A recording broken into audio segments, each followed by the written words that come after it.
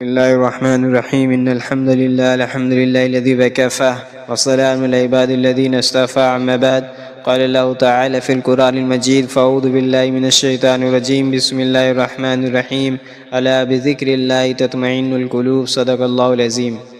آج ہم ایک ایسے سوال پر بات کریں گے جو ہر ایک انسان کے دل میں ہے۔ دل کا سکون کہاں ہے؟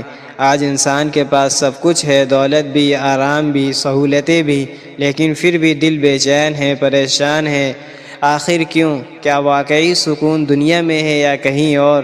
اللہ تعالیٰ قرآن مجید میں ارشاد فرماتا ہے الا بذکر اللہ تطمئن القلوب، خبردار اللہ کے ذکر ہی سے دلوں کو سکون ملتا ہے۔ یہ اللہ کا اعلان ہے کہ دل کا سکون نہ مال میں ہے نہ شہرت میں، بلکہ صرف اللہ کے ذکر میں ہے۔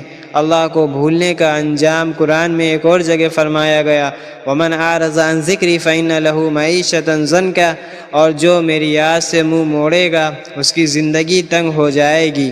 اللہ سے دوری دل کے بے چینی کا سب سے بڑا سبب ہے۔ نماز مومن کا سہارا ہے، مومن کی پہچان ہے۔ قرآن میں فرمایا گیا وَاسْتَعِينُوا بِالصَّبْرِ وَالصَّلَاةِ، صبر اور نماز سے مدد مانگو۔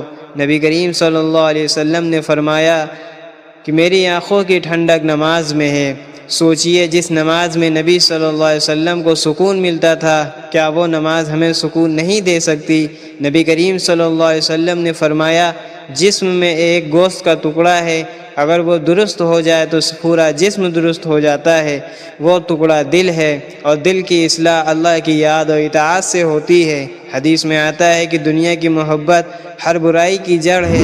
جب دل دنیا میں اٹک جاتا ہے تو سکون چھن جاتا ہے، اور جب دل اللہ سے جڑ جاتا ہے اور مشکلات میں بھی اطمینان رہتا ہے۔ اگر آپ دل کا سکون چاہتے ہیں تو اللہ کو یاد کریں، نماز کو زندگی کا حصہ بنائیں، قرآن سے رشتہ جوڑیں، اللہ پر بھروسہ رکھیں، کیونکہ اللہ کے بغیر دل بے چین ہے اور اللہ کے ساتھ دل مطمئن ہے۔